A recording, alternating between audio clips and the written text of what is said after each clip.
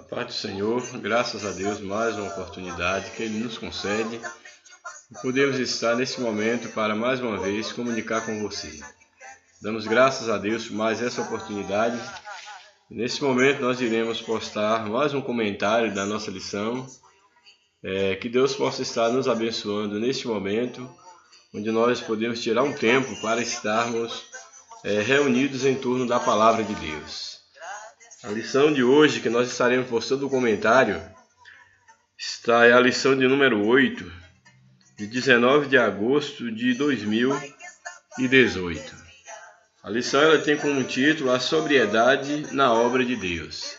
Esse tema nos chama a atenção da necessidade de estarmos sóbrios, lúcidos, para estarmos fazendo a obra de Deus. Há um contexto específico desse texto, quando nós temos aqui da proibição de que aqueles que ministram, aqueles que lideram, que exercem o sacerdócio na casa do Senhor, eles não deveriam, no exercício do sacerdócio, estarem tomados pelo vinho, tomados pelo álcool, para que não viessem a perverter o juízo, para que não tivessem, estando nesse estado de embriaguez, não estivessem em condição de julgar corretamente o povo de Deus. Sabemos que o sacerdote na antiga aliança, ele tinha a função, tanto uma função espiritual, religiosa, quanto também uma função política, social, e era necessário que ele estivesse sóbrio para poder não perverter o juízo e julgar de maneira correta ao povo de Deus. Daí a advertência no tocante ao sacerdote, também a advertência essa que serve para toda a liderança e para aqueles que, de um modo geral, servem a Deus e que devem estar constantemente agindo de maneira acertada, tendo assim o cuidado de não serem dominados pelo vício, a ponto de não estarem conscientes, em plena consciência na prática de suas ações. Portanto, temos aí o título da nossa lição: sobriedade na obra de Deus, louvado seja o nome do Senhor. O nosso texto áureo, ele nos traz o seguinte: não vos embriagueis com vinho em que há contenda, mas enchei-vos do Espírito. Nós temos aqui essa advertência aqui do livro de Efésios, capítulo 5, verso 18, quando nos traz ao nosso entendimento a necessidade de nos enchermos do Espírito Santo e não estarmos embriagando com o vinho. O vinho aqui, dentro deste contexto, é uma representação não apenas de qualquer bebida alcoólica, como o vinho diz diretamente a isso, que faz com que a pessoa, estando embriagado, venha não estar em total condição de agir, de deliberar, mas também o vinho é tudo aquilo que nos afasta de uma consciência pura, como vários tipos de drogas ou qualquer coisa que nos tira de nós a capacidade da reflexão. Portanto, aqui o texto, uma vez que a lição ela está falando sobre a necessidade da sobriedade e estar sóbrio. Dentre os conceitos de sobriedade, temos exatamente a ideia de ser discreto, a ideia de não estar sob, melhor dizendo, o efeito de nenhuma bebida alcoólica. Portanto, quando a Bíblia sugere que o homem ele deve se embriagar do Espírito, não se embriagar com vinho em que há contenda, em que traz dissensões, em que tem trazido e traz vários problemas, tanto para a pessoa que assim se comporta, como para aqueles que o cercam. A Bíblia então adverte que não se deva embriagar com vinho, mas sim encher do Espírito, ou seja, ao invés de encher de vinho, que se encha da presença de Deus, para poder estar no centro da orientação divina. Então esse é um texto importante, por quê? Porque nós sabemos que o vinho aqui representa tudo aquilo que enche a nossa alma, que enche a nossa mente, que enche o nosso coração, de maneira que nós não estejamos no centro da vontade de Deus. Então tudo aquilo que nos embebeda, a ponto de nos afastarmos do legítimo propósito da direção da vontade de Deus, representa o vinho. E aqui o escritor aos Efésios, ele traz essa advertência, mostrando que o vinho, ele traz contenda. E por sua vez, a presença de Deus, o Espírito Santo de Deus, ele traz harmonia, para poder fazer um contraponto entre estar cheio do vinho e a diferença daquele que está cheio da presença de Deus. Louvado seja o nome do Senhor. E aí, como o título da lição nos apresenta, para aqueles que exercem algo, alguma função na obra de Deus, a advertência ela ainda é maior, uma vez que o líder ele deve ser um modelo a ser seguido pelo rebanho, que ele não deve estar se embriagando com o vinho, mas ele deve ter uma vida cheia do Espírito de Deus para a edificação da sua vida e a edificação do rebanho.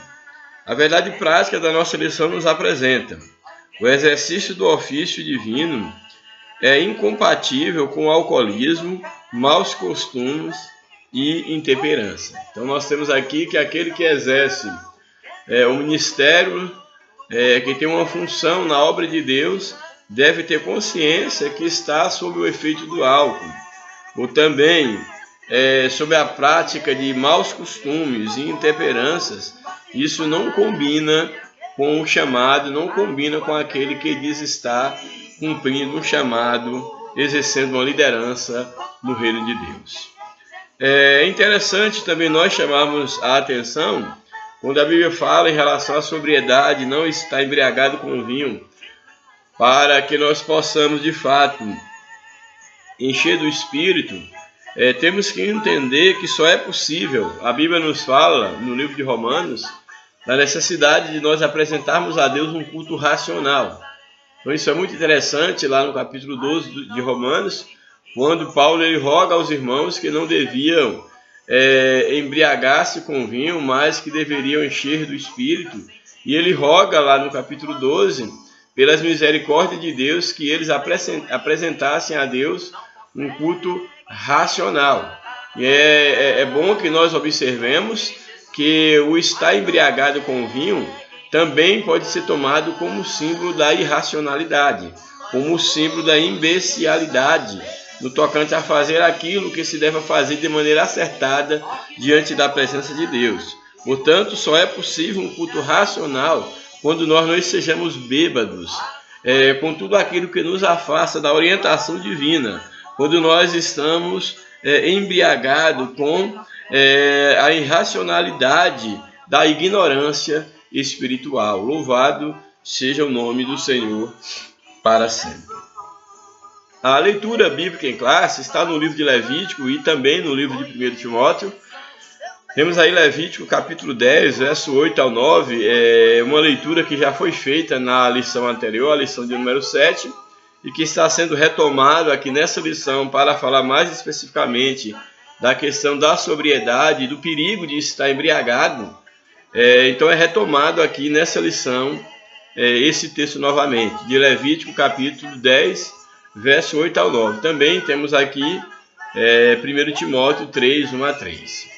Então o primeiro texto aí de Levítico 10, 8 a 11, o verso 8 nos diz: E falou o Senhor a Arão, dizendo: vinho ou bebida forte, tu e teus filhos contigo não bebereis, quando entrares na tenda da congregação, para que não morrais. Estatuto perpétuo será isso entre vossas gerações.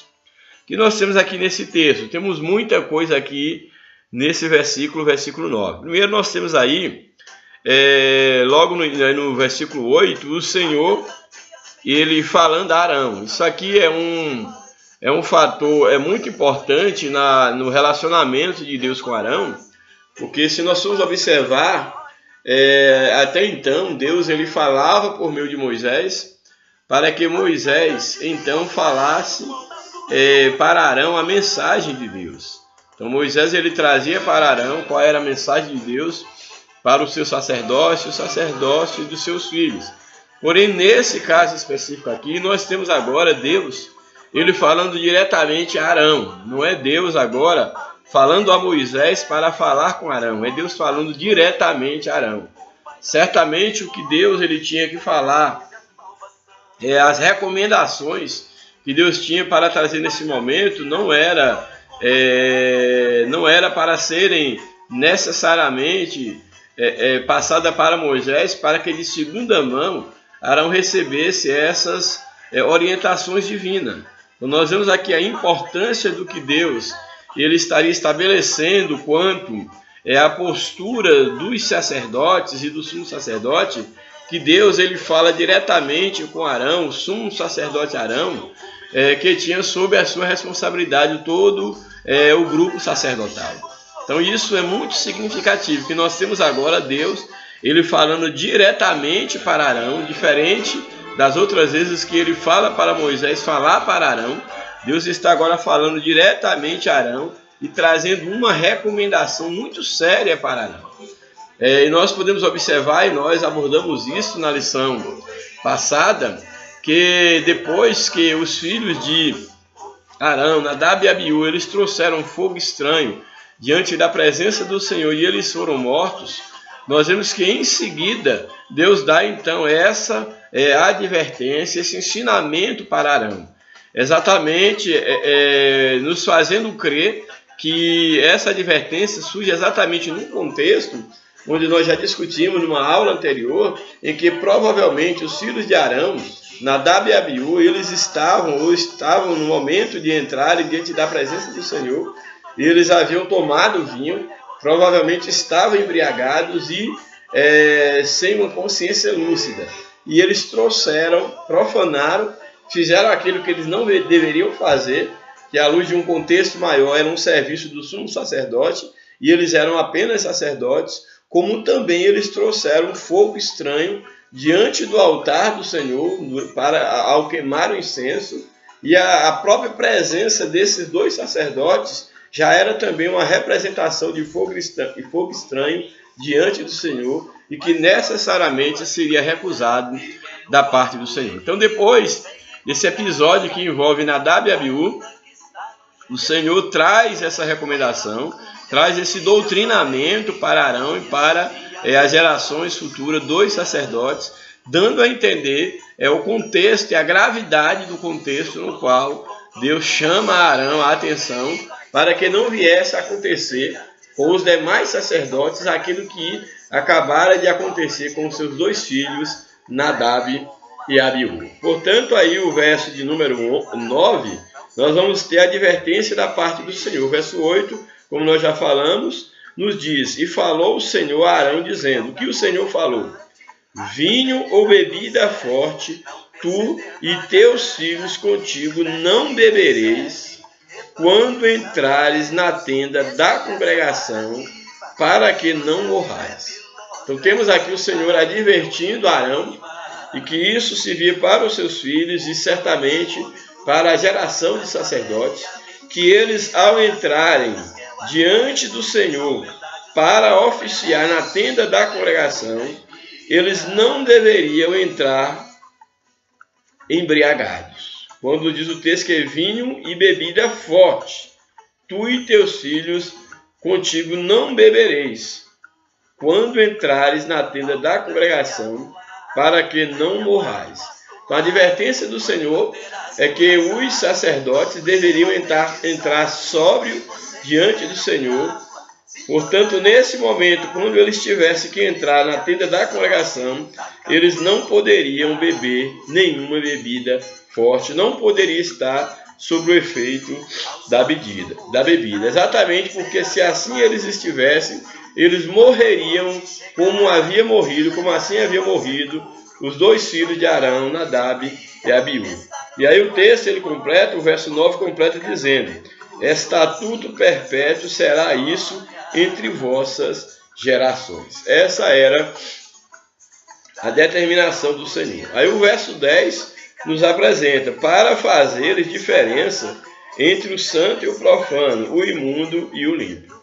Era necessário que ele estivesse sóbrio, para não acontecer que, porventura, estando embriagado, não estando lúcido, ele viesse a profanar o santo. Ele viesse a perder a consciência a ponto de não separar o santo do profano. Então, não separar o santo do profano era exatamente um ultraje à presença de Deus. Ele não teria condição de separar o impuro do limpo, e isso estaria ofendendo a santidade de Deus, como assim havia ofendido os seus filhos Nadab e Abiú. E é importante nós observarmos que a ideia do estar lúcido para não profanar, não trocar o sagrado pelo profano, nos diz exatamente em relação à necessidade da sobriedade para que se pudesse praticar a justiça e não tomar o mal por bem e não o bem por mal. Quando, infelizmente, nós sabemos que no aspecto espiritual existe muito daqueles que dizem que são líderes, que eles não têm sobriedade diante de Deus, estão embriagados com ideologias humanas, com pontos de vista, com o próprio orgulho ministerial, com a sua decadência na vida espiritual, a ponto de não saber separar o sagrado do profano, a ponto de não saber separar aquilo que é limpo daquilo que é imundo. Por isso que Deus ele dá essa advertência, e nós temos que entender o princípio por trás desse texto, que é exatamente o princípio de estar totalmente diante de Deus com uma mente pura, com uma mente aberta, com uma mente sã, para que se possa fazer justiça, para que se possa, de maneira séria, de maneira acertada, liderar, fazer aquilo que Deus, porventura, colocar nas nossas mãos. Portanto, aí o verso 10, repetindo, nos afirma: para fazer diferença entre o santo e o profano, e entre o imundo e o impuro. Verso 11, e para ensinar aos filhos de Israel todos os estatutos que o Senhor lhes tem falado pela mão de Moisés. Então, para que o sacerdote ele pudesse instruir o povo, para que ele pudesse exercer o direito, era necessário que ele estivesse lúcido, que ele não estivesse embriagado, exatamente para fazer cumprir a justiça e para fazer cumprir as determinações inseridas na lei e nos preceitos divinos. Aí no livro de 1 Timóteo, capítulo 3, verso 1 ao 3, nós temos o seguinte, primeiro verso: esta é uma palavra fiel.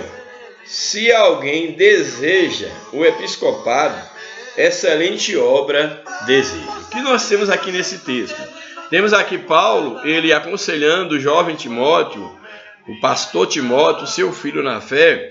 Ele passa esses aconselhamentos para Timóteo e ele inicia com essas palavras. Esta é uma palavra fiel, ou seja, esta é uma palavra certa. Esta é uma palavra verdadeira. Que palavra é esta?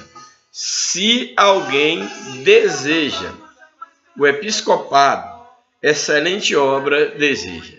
Então aqui a instrução está mostrando, trazendo uma palavra fiel, verdadeira, dizendo o seguinte, que aquele que desejasse o episcopado, que é no caso aqui, pode se referir ao presbitério, ao pastorado, dentro aqui de cada contexto, mas a ideia do episcopado diz respeito a essas funções, a esse chamado, podemos dizer assim, a esse ofício, como alguns pensam. Agora, o que nos chama a atenção é exatamente que diz que aquele que deseja o episcopado, a liderança, ele está desejando uma excelente obra essa pessoa deseja. Aí eu chamo a atenção, em primeiro lugar, a ideia do desejar. Porque nós temos que entender que tanto querer quanto realizar deve vir do Senhor. Não é apenas o desejo pelo desejo, querer não é poder. Nem sempre o que nós quisermos, nós iremos alcançar. E no tocante ao chamado de Deus, eu tenho para mim que até o desejo ao episcopado, o desejo ao ministério, ele deve ser implantado pelo próprio Deus no nosso coração. Não é nós estarmos simplesmente porque por N interesses, por N motivações, nós começarmos a ambicionar o ministério, ao querer alcançar uma posição no meio da elite ou entre os eclesiásticos, exatamente para poder nos valer de um poder, de uma posição para a qual nós não fomos chamados. Então isso é muito importante, é muito significativo, que nós entendamos que o desejo que porventura vier a brotar no nosso coração, que nós possamos entender, nos certificar quais são as motivações, qual é a raiz desse desejo. É uma chama de Deus ardendo em nós, nos chamando para uma missão específica, ou simplesmente eu almejo uma posição para, quem sabe, ter um prestígio social, um prestígio no âmbito religioso, mas não tendo sido chamado para Deus para isso. Então, essa observação, eu gostaria que você, principalmente você que lidera ou almeja uma liderança, que você possa entender que o próprio desejo, ele deve nascer no seu coração, como sendo um trabalhar do Espírito Santo na tua vida. Portanto, esta é uma palavra fiel. Se alguém deseja o episcopado, pastorado, presbitério, excelente obra deseja. É uma boa coisa, é uma coisa não apenas boa, é uma coisa excelente. Ter o desejo, ter a chama para o ministério. E por ser um desejo excelente, e estando com uma verdadeira chama, com uma chama legítima, acendida pelo Espírito Santo no coração, pode abraçar o chamado, porque a Bíblia nos apresenta que é uma excelente coisa, é um chamado excelente. Aí o verso 2 chama também a tua atenção, aí na sequência do verso 1, quando no verso 1 nos diz, esta é uma palavra fiel, se alguém deseja o episcopado, excelente obra desejo, o verso 2 é um complemento, é uma sequência. Convém, pois, que o bispo, ou seja, que o pastor, que é aquele que exerce o episcopado, o presbítero, convém, pois, que o bispo seja irrepreensível, marido de uma mulher, vigilante, sóbrio, honesto, hospitaleiro, apto para ensinar. Olha, no que nós temos aqui, uma série de recomendações, e eu quero fazer aqui uma observação, em primeiro momento, da expressão convém. Nós temos que entender que a ideia aqui de convir, de que convenha ao bispo ele ser irrepreensível, marido de uma mulher, vigilante, etc., nós não temos que tomar esse texto convém num sentido pejorativo, daquilo que é apenas conveniente. Que a ideia de conveniência é uma ideia muito frágil diante da seriedade do que aqui está sendo colocado. Convém, por exemplo, a ideia de conveniência pode ser questionada porque convém a quem? Convém ao líder só porque o convém? Mas talvez algo que possa convir ao líder não convém à igreja, não convém ao rebanho, não venha convir ou não venha estar realizando, vamos dizer assim, a vontade do próprio Deus. Então aqui não é uma mera conveniência, não, é uma conveniência para o grupo, para o sistema religioso, não. A ideia aqui do convém, eu prefiro tomar como na ideia do necessário. Não o convém no sentido do suficiente, tomando suficiente como aquilo que pode substituir por outra coisa. Uma vez que o necessário é aquilo que não pode faltar. Eu prefiro dizer da seguinte forma, não apenas convém ao bispo, mas é necessário, é preciso, é importante, é indispensável, é fundamental, pois que o bispo ele seja irrepreensível, que ele não esteja na situação onde ele possa ser repreendido por aqueles que o lidera, pelo ímpio que o cerca, mas que ele procura viver uma vida de irrepreensão, uma vez que ele é o bispo, uma vez que ele é o líder, que ele é o pastor, e ele tem a responsabilidade de ser um modelo a ser seguido pelo rebanho. Portanto, é necessário que o bispo seja irrepreensível, o máximo que puder. Não que ele seja perfeito, mas ele tem que buscar, estar a caminho da perfeição. buscar ter uma vida reta, uma vida íntegra, uma vida de uma moral ilibada, uma vida pautada pela ética e os princípios da palavra de Deus. Portanto, convém, é necessário que o bispo seja irrepreensível, marido de uma mulher, que é o casamento à luz da Bíblia, monogâmico, marido de uma mulher, que ele seja vigilante, que ele não seja uma presa fácil, ele seja vigilante, seja sóbrio, não seja embriagado, que é o tipo da nossa lição, que ele seja honesto. Que ele seja honesto para poder cobrar honestidade do rebanho, honesto, seja hospitaleiro, seja que tenha um coração aberto, não apenas a casa, mas um coração aberto também para hospedar as pessoas no seu amor e seja apto para ensinar. Então tudo isso que nós vimos, a ideia dos uma vida irrepreensível, ser marido de uma mulher, ser vigilante, sóbrio, honesto, hospitaleiro e preparado para o ensino, isso não é apenas uma conveniência.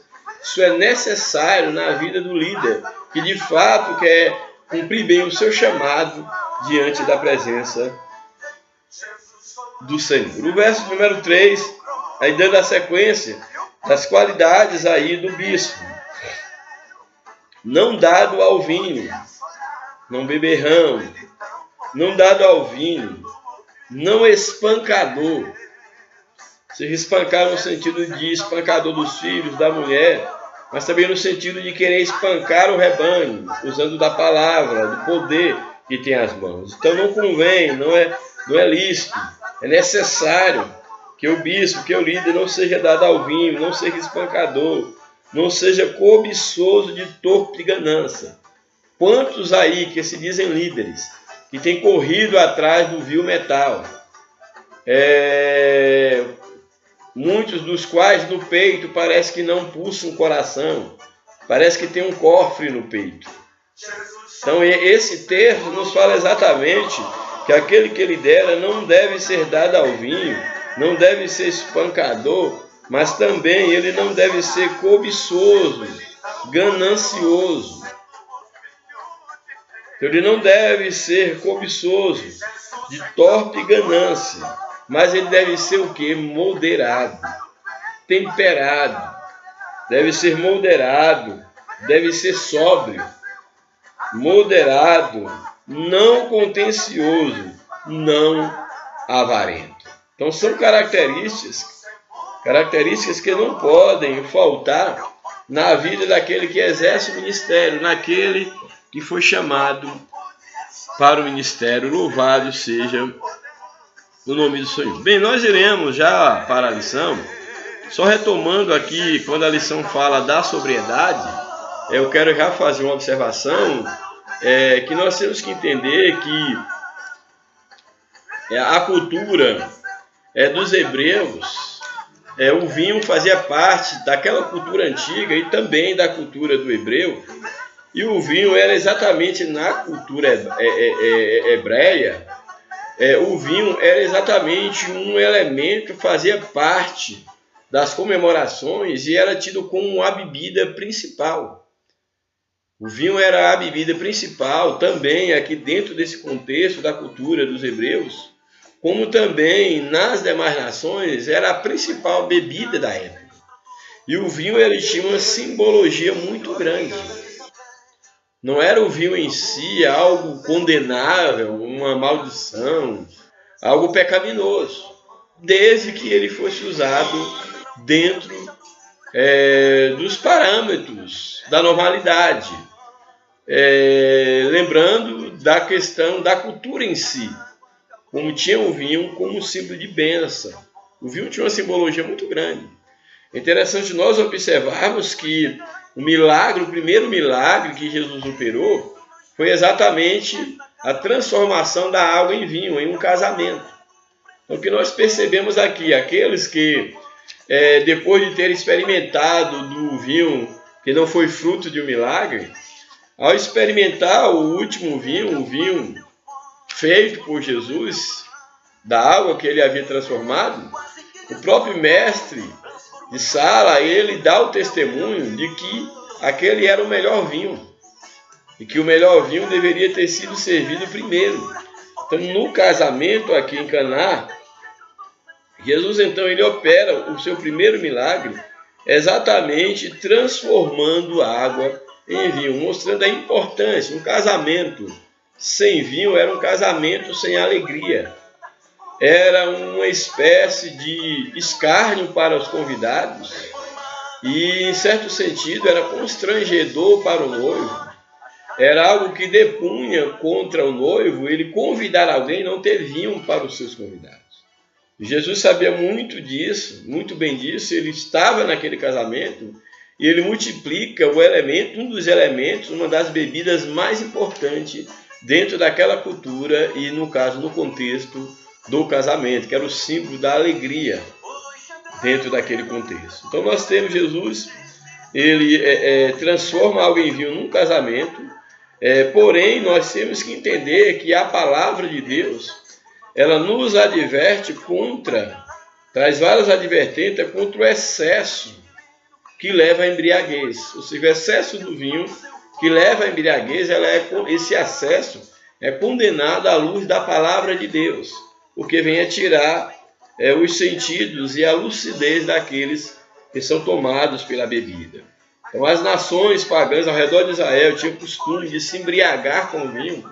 Daí a advertência à nação, a nação de Israel, para que eles não tomassem aquele mesmo caminho, uma vez que aquela nação era uma nação santa, era um povo que havia sido separado e destinado para viver uma vida diante de Deus. Portanto, eles não deveriam seguir o exemplo daquelas nações vizinhas, mas eles deveriam manifestar a graça e a santidade de Deus por meio das suas vidas, por meio dos comportamentos. Bem, aí o comentário da lição, a introdução,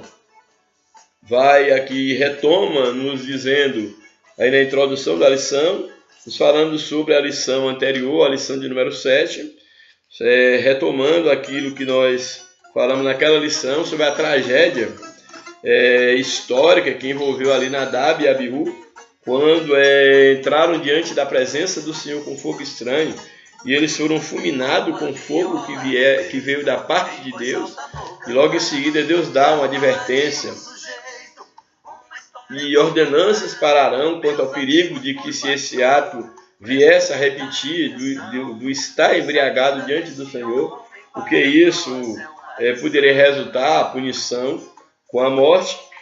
E nós vamos ver aqui exatamente que nessa lição as instruções que o ministro de Cristo ele tem que ser exemplo de temperança, ele tem que ser um exemplo de sobriedade para o próprio rebanho, para o seu rebanho. O primeiro tópico da lição, primeiro tópico número 1, nos diz o seguinte: o vinho na história sagrada. Vamos falar um pouco sobre o vinho aí no decorrer da história sagrada.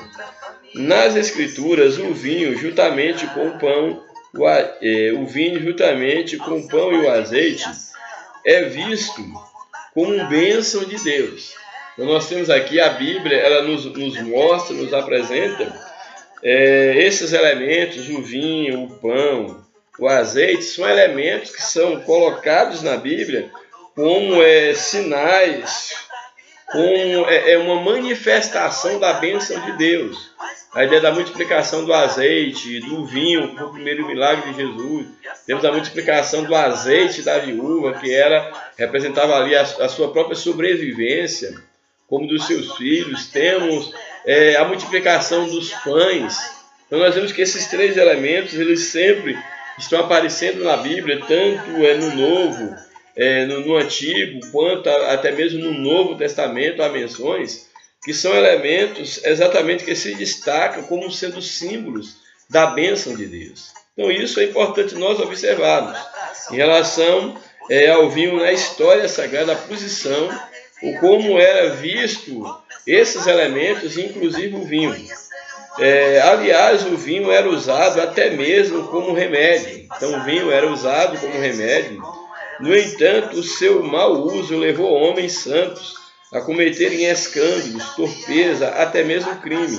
Haja visto os casos de Noé, Ló e Davi. Nós temos aqui que esses personagens aqui, Em dado momento da sua vida, eles foram tomados pelo vinho, ou usou do vinho, exatamente para causar escândalo, para poder ferir a santidade de Deus. Temos um episódio que a Alissa vai nos apresentar de Noé, quando ele planta uma vinha, ele embriaga. Temos Ló, quando é embriagado por suas filhas. Temos o caso de Davi, quando embriagou, fez com que Urias bebesse, na intenção de encobrir o seu pecado, mas o plano falhou. Então, muitos homens na Bíblia, eles tiveram uma parte escura, um fracasso dentro do seu chamado, exatamente por causa do vinho, da embriaguez. Aí no primeiro subtópico desse ponto, o vinho na história sagrada, o primeiro subtópico nos apresenta a embriaguez de Noé. Aí nós temos aqui um panorama, conta a história de Noé. Após o dilúvio, Noé voltou ao ofício de lavrador, pôs-se a plantar uma vinha, em Gênesis 9:20. Então o que nós temos aqui? Que Noé, após ele ter escapado com sua família ali do dilúvio, sabemos que Deus ele havia dado ordenanças para que Noé construísse uma arca, para que salvasse a sua família e todos aqueles que porventura viessem a ouvir a sua mensagem, a mensagem da parte de Deus.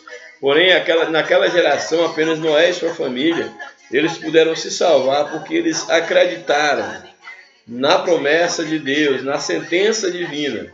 Aí a Bíblia aqui agora nos afirma que após ter passado aquele período de provação, após ter saído da arca, Noé ele volta à sua profissão de lavrador. E a primeira coisa que ele faz ao sair, uma das primeiras coisas, está no livro Gênesis capítulo 9:20, quando diz que Noé então plantou uma vinha. E ao plantar essa vinha, a Bíblia nos apresenta que após ter preparado um vinho a partir dessa vinha, a Bíblia nos apresenta que Noé bebeu até embriagar-se. E estando embriagado, ele perde o sentido, ele fica fora de si, a ponto de tirar toda a sua roupa e ficar totalmente despido. E dentro daquele contexto, dentro daquela cultura, a nudez do pai, jamais um filho, ele poderia ver a nudez de um pai. E a Bíblia nos relata que Noé ele ficou totalmente nu. E um dos seus filhos chegou a ver o seu pai naquele estado. Então o seu filho Cão, ele vê o seu pai naquele estado. E é interessante o que a Bíblia ela nos apresenta em relação à situação de Noé. Porque ao seu filho vê-lo naquele estado, ele acaba ali, no caso, expondo a nudez do seu pai para os seus irmãos. E naquele momento, quando, após Noé, ele voltar a passar o efeito daquele vinho, a Bíblia nos diz que Noé, então, ele amaldiçoou seu filho, porque o havia visto naquele estado. E ao invés de tratá-lo, de cobri-lo, ele acaba indo denunciar aos seus irmãos a situação, a vergonha em que seu pai se encontrava. Então aqui o texto ele nos fala exatamente que ele, estando fora de si, ele envergonha a sua casa, ele envergonha a sua tenda. Gênesis capítulo 9,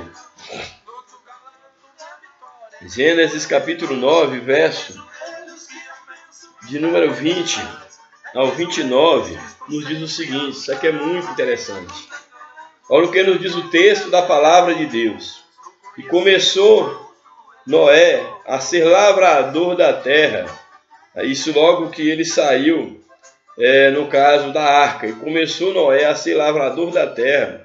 E plantou uma vinha. E bebeu do vinho e embebedou-se. E descobriu-se no meio da sua tenda. Havia o filho, o Cã, filho de Noé. E viu Cã, o pai de Canaã, e viu Cã, que é o pai de Canaã, do qual saía a nação de Canaã. E viu Cã, o pai de Canaã, a nudez de seu pai, e fê-lo saber ambos a seus irmãos fora.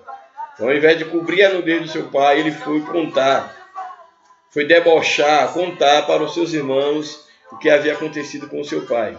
Aí o verso 22, então tomaram Sem, Jafé, os outros filhos de Noé, tomaram uma capa, puseram-na sobre ambos os seus ombros, e indo com a capa cobrindo, para que não visse o pai, a nudez do pai, e indo virados para trás, cobriram a nudez do seu pai.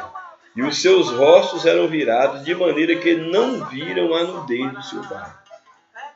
E aí o verso de número 24 nos diz: E despertou Noé do seu vinho, e soube o que o seu filho menor, no caso Cã, lhe fizera, e disse: Maldito seja Canaã, servo dos seus servos, servo dos servos, seja de seus irmãos. Ele amaldiçoou o seu filho, dizendo que ele seria, que Canaã, os seus descendentes, seriam servo dos servos de seus filhos, no caso de seus irmãos. E disse: Bendito o Senhor Deus de Sem, e seja-lhe Canaã por servo. Então nós temos aqui que o resultado da embriaguez de Noé foi exatamente porque o seu filho viu a sua nudez. E ele agora traz uma maldição que alcançou toda uma nação. Nós vamos ver depois quando o povo de Israel chega à terra de Canaã. O que ele tem que fazer é exatamente escravizar, ele tem que expulsar os cananeus. Porque já havia exatamente essa maldição contra, no caso, os descendentes de Cã, filho de Noé. Então nós temos aqui um exemplo de uma consequência da embriaguez nesse patriarca que foi Noé, mostrando o perigo de se dar ao álcool, de exatamente estar tomado pela embriaguez, pelos vícios, a ponto de poder comprometer a sua casa e também a sua geração. Aí o segundo subtópico nos apresenta, primeiro, a embriaguez de Noé, o segundo, a devassidão das filhas de Ló. Também um outro episódio muito triste. Nós temos aqui, depois de que Ló ele sai, ali de Sodoma e de Gomorra, nós temos então que Ló, as filhas de Ló, elas por já não terem maridos e o pai já está em avançada idade, elas bolam um plano maligno, que é exatamente o plano de dar avião ao seu pai, de o embriagar, a ponto de que elas pudessem deitar com ele, ter relação sexual com ele, para que pudesse gerar, para que pudesse perpetuar a semente do seu pai. E assim elas fizeram. Então nós temos aqui nesse episódio que exatamente essas jovens, elas tomada exatamente por essa atitude, elas faz com que elas pecam contra Deus e faz com que também Ló venha a pecar contra Deus. No livro de Gênesis, capítulo 19,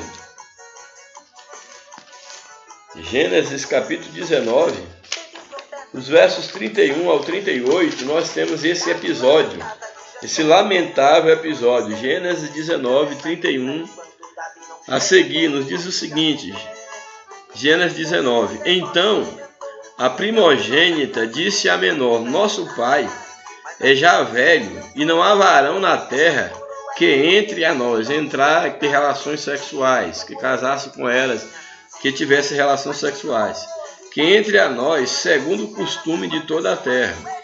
Vem, demos a beber vinho a nosso pai, e deitemo-nos com ele, para que em vida conservemos semente de nosso pai. Aí o verso de número 33. E deram a beber vinho ao seu pai naquela noite, e veio a primogênita, ou seja, a mais velha, veio a primogênita e deitou com seu pai, e não sentiu ele quando ela se deitou, nem quando ela se levantou. Ela vem, deita junto com seu pai, ele tem relação sexual com ela, e ele não percebe ela deitar e ela se levantar. Era o estado de embriaguez dele, segundo aqui o texto da palavra. E deram a beber vinho ao seu pai naquela noite, e veio a primogênita e deitou-se com seu pai, e não sentiu ele quando ela se deitou, nem quando ela se levantou. Verso 34. E sucedeu no outro dia que a primogênita disse à menor: Vês aqui, eu já ontem à noite me deitei com meu pai. Demo-lhe a beber vinho também esta noite. Então entra tu, deita-te com ele, para que em vida conservemos semente de nosso pai. Verso 34. E deram a beber vinho a seu pai, também naquela noite. Levantou-se a menor e deitou com ele. E não sentiu ele quando ela se deitou, nem quando se levantou. Aí, verso de número 36, nos diz o seguinte: e conceberam, ou seja, engravidaram, e conceberam as duas filhas de Ló, de seu pai. E teve a primogênita um filho, e chamou o seu nome de Moabe.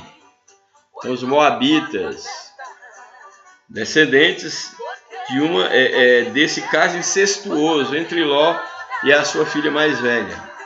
Tudo por causa do vinho. Então, a mais velha gerou e deu à luz a um filho, Moabita. Moabe, que é o pai dos moabitas.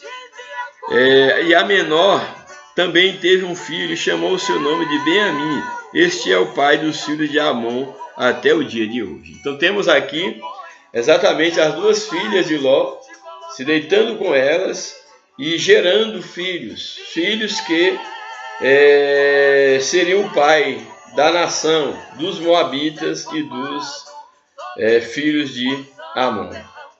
Então, tudo isso resultado de um pecado, de uma ação incestuosa com o uso do vinho, da embriaguez. Daí as advertências da Bíblia quanto ao não embriagar com vinho. Então temos aqui dois casos, a embriaguez de Noé e a devassidão das filhas de Ló embriagando o seu pai. Terceiro subtópico, o vinho como instrumento de corrupção.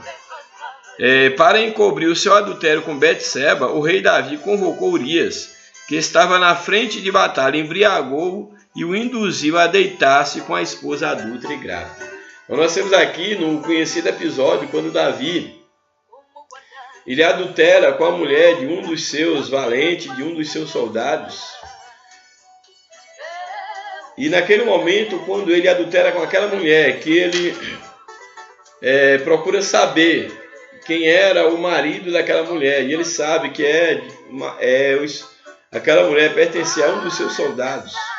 Davi então ele bola um plano maligno para tentar esconder o seu pecado.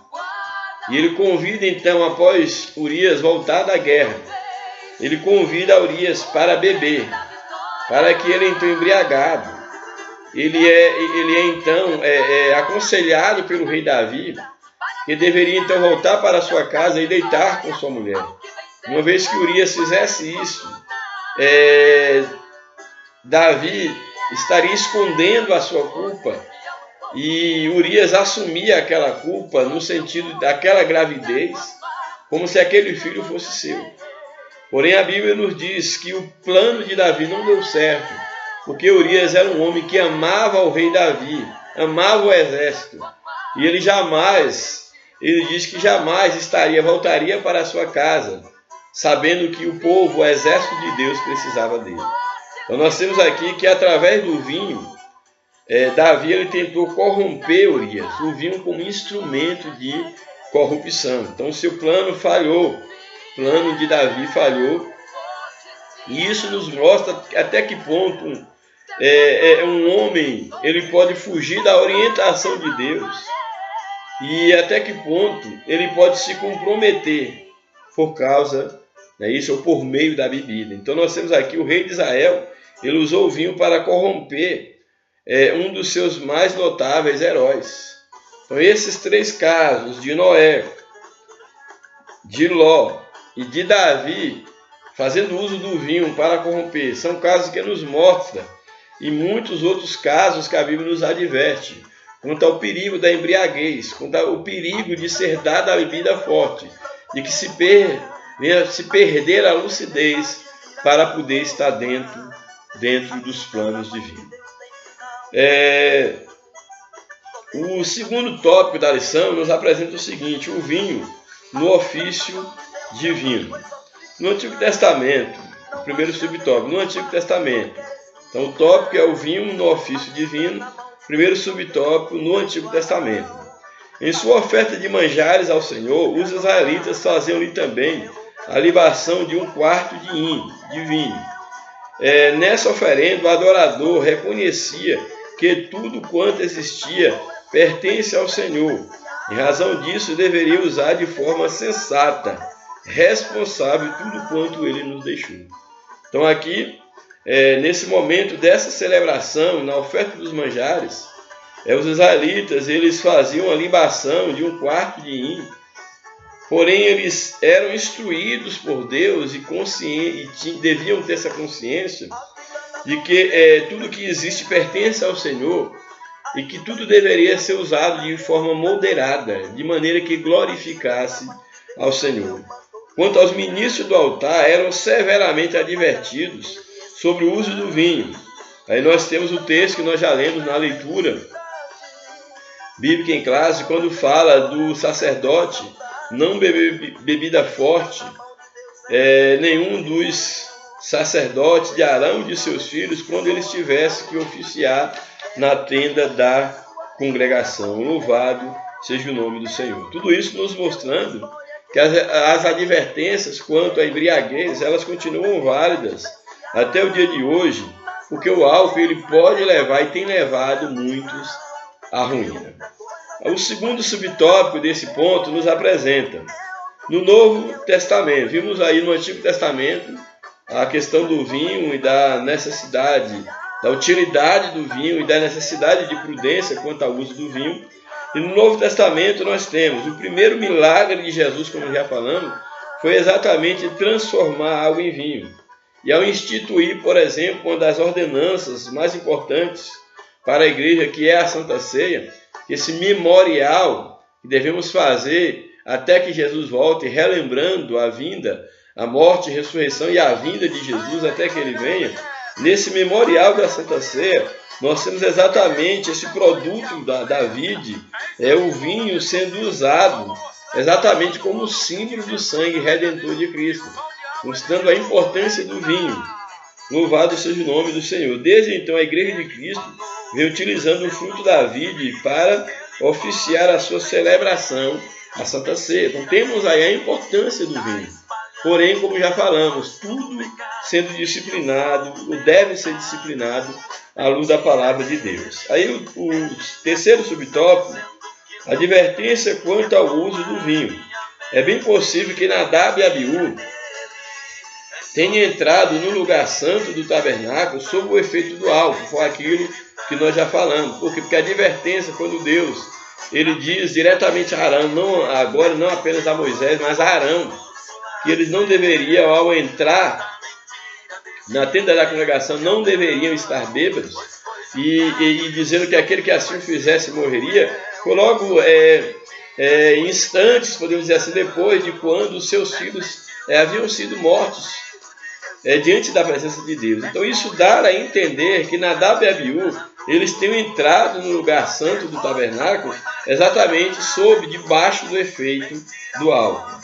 Então, uma vez que eles estavam nessa situação, que eles não tinham lucidez, eles acabavam profanando o lugar santo, como também trazendo fogo estranho, o que não era permitido. Então, aí repetindo o texto do capítulo 10, por exemplo, de Levítico, verso 9, diz: vinho ou bebida forte, tu e teus filhos contigo não bebereis, quando entrardes na tenda da congregação, para que não morrais. Essa era a advertência quanto àqueles que haviam de exercer o ofício sagrado, mostrando que os desobedientes seriam punidos e a punição seria de morte.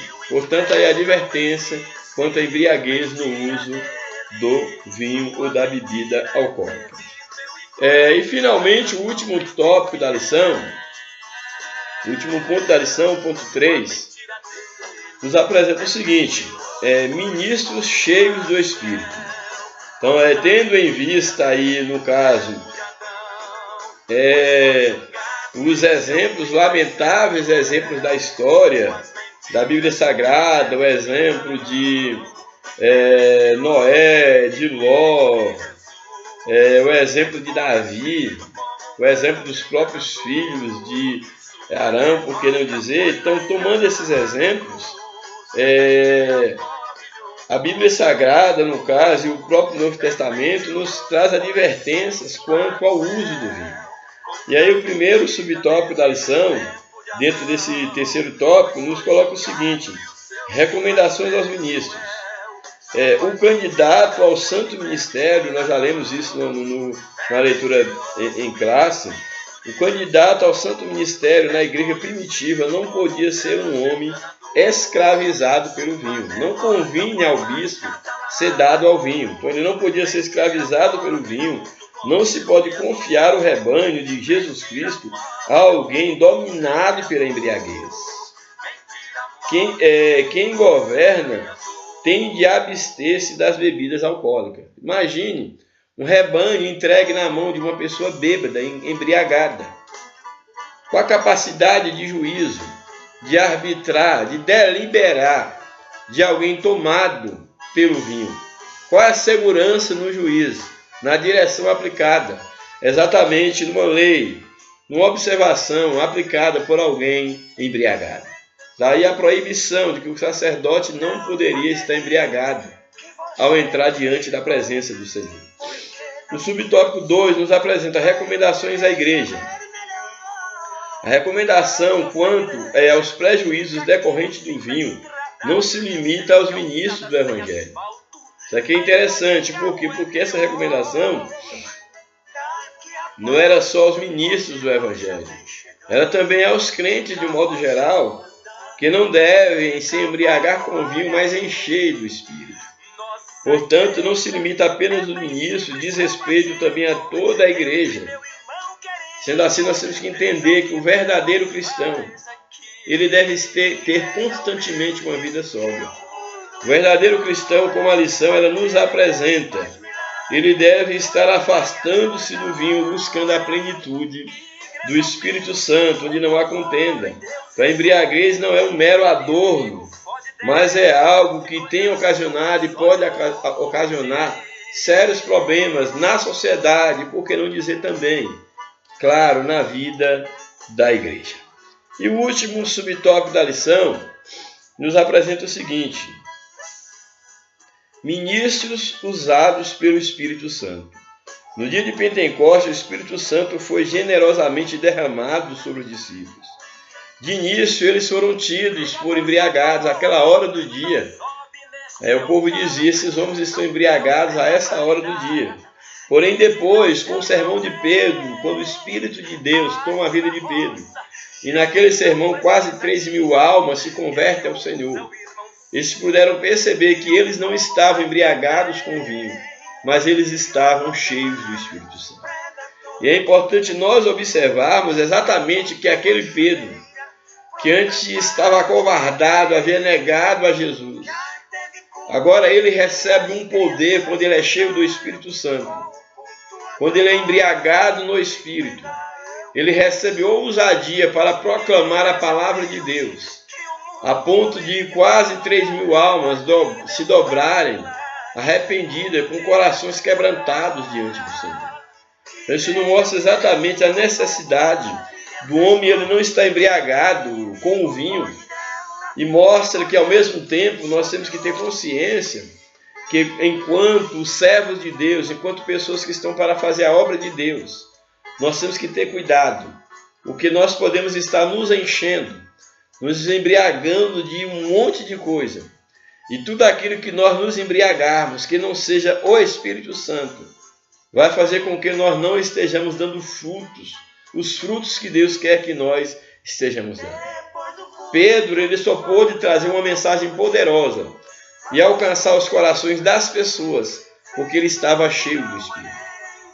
Aquele que está vazio do Espírito, mas cheio do vinho, do álcool, da droga, cheio da religiosidade, cheio das ideologias humanas, cheio de si, de orgulho, das suas vontades, dos seus desejos, aqueles que estão desprovidos da palavra de Deus, eles não podem dar fruto. Não há como alcançar os corações feridos. Não há como causar transformação no coração das pessoas se eu não estou cheio de Deus. se a minha fala, se o meu espírito, se o meu coração não estiver manifestando a graça de Deus, a graça transformadora, a graça que liberta, a graça que convence o homem do pecado, da justiça e do juízo. A graça que liberta não por força, por violência, mas pelo poder de Cristo. É necessário que nós entendamos isto, que os ministros do Senhor, eles devem ser cheios do Espírito Santo. Então nós temos na sequência de Atos dos Apóstolos, a lição nos apresenta que os discípulos eles proclamaram o Evangelho no poder do Espírito Santo. Sabemos que se nós quisermos ter bons resultados no mundo espiritual, se nós quisermos de que, como no passado, as pessoas eram atraídas à igreja e a nós, pelo poder de Deus que habitava na nossa vida, não pelo marketing, não pelos belos templos, não pelas atrações, não pelas programações especiais para atrair as pessoas, por meio da música, por meio dos shows, por meio das campanhas, não. No passado, a igreja, ela atraía o pecador, o mundo era atraído, o mundo no sentido daqueles que eram carentes de salvação, sedentos da presença de Deus, eram atraídos para nós pelo poder de Deus que operava na nossa vida. E hoje tem sido feito muitas coisas, e até mesmo tem atraído alguns para as reuniões, porém poucos, ou quase raro, se vê uma verdadeira transformação na vida das pessoas. Quando de fato nem muitos daqueles que estão dentro do arraial, daqueles que se dizem cristãos, neles mesmos, boa parte deles, não tudo é claro, mas muitos deles ainda não receberam uma transformação por parte do Espírito Santo. Então é necessário que nós, a cada dia, como igreja do Senhor, que nós nos preocupemos em ter uma vida cheia do Espírito Santo, para que a nossa marca seja o Espírito Santo, para que o poder de Deus através da nossa vida esteja atraindo as pessoas, para que aqueles que vierem até nós, até a igreja, até o local de culto, que eles sejam atraídos pelo poder de Deus, que eles sejam vindo buscar uma vida nova, uma vida transformada, e que não estejamos nos sujeitando como temos sujeitado muitas das vezes, em pessoas que vêm à igreja, vêm aos locais de culto, tão somente como se estivesse numa mera reunião social, para se deleitar dos belos hinos, das pregações eloquentes, de uma boa oratória, de um discurso, mas que muitas das vezes não passa de um discurso vazio, de palavras de homens, de sabedoria do homem, que não estão misturadas, tomadas pelo poder do Espírito Santo. Portanto, estar cheio do Espírito, embriagar-se do Espírito, é um imperativo, é uma necessidade da igreja. E procurar, dia após dia, se libertar dos vícios da religiosidade, dos vícios da arrogância, da ganância, de tudo aquilo que nos faz estar cheio do mundo e vazio de Deus. Portanto, é uma determinação divina, é o desejo de Deus que os ministros, e não apenas os ministros, que a igreja seja cheia do Espírito. Louvado seja o nome do Senhor. E a conclusão da nossa lição nos apresenta: quanto ao uso do vinho, sigamos o exemplo dos recabitas, desse povo, dessa tribo. Voluntariamente abstinham-se de qualquer bebida forte, para que a aliança de seus ancestrais permanecesse firme. Então, os recabitas é um exemplo de um grupo de pessoas que não quiseram dar-se ao vinho, se absteve da bebida para não comprometer a aliança de seus ancestrais que haviam firmado com Deus. Louvado seja o nome do Senhor. É por causa de sua fidelidade, por causa da fidelidade, eles foram honrados pelo Senhor. Portanto, fujamos das bebidas alcoólicas e de outros vícios igualmente graves, a fim de que possamos ministrar ao Senhor com todo zelo e cuidado. Deus não mudou. Lembremos-nos de Nadab e Abiú. Que Deus nos abençoe, que Deus nos ajude, e nós possamos entender que nós temos um compromisso com Deus. Nós estamos cercados por uma nuvem de testemunha, tanto do passado, que daqueles que foram vitoriosos, como daqueles que não observaram a lei, mas eles caíram. E estamos também cercados de testemunhos da atualidade, que sabem muito bem, apesar de não fazerem o que é correto, eles sabem muito bem aquilo que convém a um servo de Deus. E eles sabem muito bem que não convém, que não condiz com a vida cristã uma vida de embriaguez. Sabem muito bem que o cristão, ele deve ser sóbrio, ele deve ser racional, ele deve ter a direção divina, ele deve estar diante de Deus e diante dos homens com uma missão, a fim de que o mundo possa perceber Deus através da sua igreja. Que Deus nos abençoe, que o Espírito de Deus continue falando ao teu coração e que você possa entender os propósitos de Deus para a sua vida, para o seu ministério, e que nós possamos lutar e prezar por uma vida de santidade. Um grande abraço, a paz do Senhor, e até a próxima em nome de Jesus. Ore por nós.